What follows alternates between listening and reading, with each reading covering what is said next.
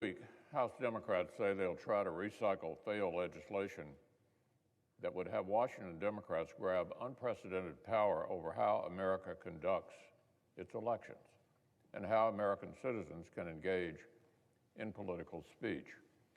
For several years now, we've seen the political left grow less interested in having normal policy debates within our governing institutions and more interested in attacking the institutions themselves to tilt the playing field in their side's favor. When their side loses a presidential election, it's not their fault, it's the electoral college's. When they don't like a Supreme Court decision, it's time to threaten the justices or pack the court. When longstanding Senate rules threaten to frustrate far-left proposals, it's the Senate rules they want to change. And now House Democrats want to try to use their slim majority to unilaterally rewrite and nationalize election law itself. They want to use the temporary power the voters have granted them to try to ensure they'll never have to relinquish it. This year's version of the House Democrats' legislation contains the same bad ideas as their efforts 2 years ago. For example, when the Federal Election Commission was created after Watergate, with the sensitive job of regulating American politics, it was designed to require bipartisan consensus. House Democrats want to scrap those rules and turn the FEC from an even-numbered body, bipartisan body, to an odd-numbered partisan body so Democrats can dominate it. Then they want to hand the newly partisan FEC new authorities to scrutinize and regulate an even wider share of political speech and private citizens' activities. Or take election law itself. House Democrats have looked at the division and the disunity of the last several months and decided that what American elections really need is a one-size-fits-all partisan rewrite by one side here in Washington. In our country, states and localities run elections. Those of us in the federal government do not get a stranglehold over the ways in which voters decide our fates. But House Democrats want to change that. Their bill would take prudential questions about early voting, registration, and no-excuse absentee balloting and resolve them one way for the entire nation.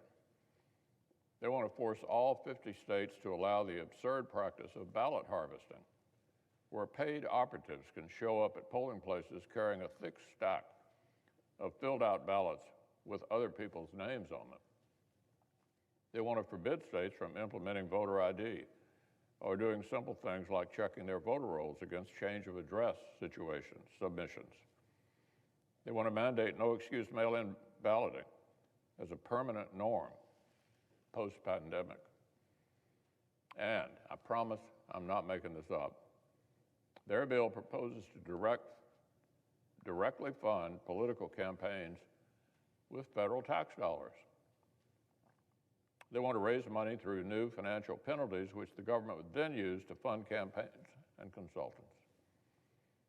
A strange idea. It takes a minute to kind of wrap your head around it. They want the federal government itself to send money for things like political ads that half the country disagrees with.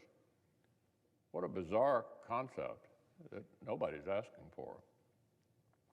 This sweeping federal takeover would be exactly the wrong response to the distressing lack of faith in our elections that we've recently seen from both political sides. After both 2016 and 2020, we saw significant numbers of Americans on the losing side express doubt in the validity of the result. As recently as late last September, fewer than half of Democrats said they were confident the 2020 election would be free and fair.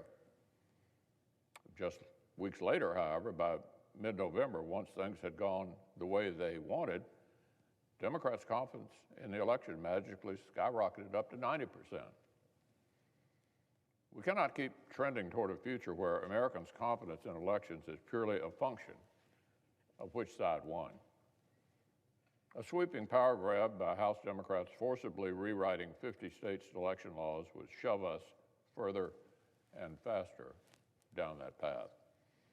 In this country, if the people who win elections want to hold on to power, They need to perform well, pass sound policies, and earn the support of the voters again.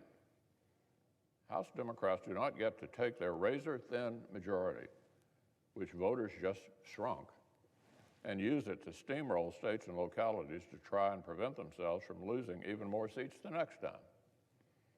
Protecting democracy cannot be a partisan issue.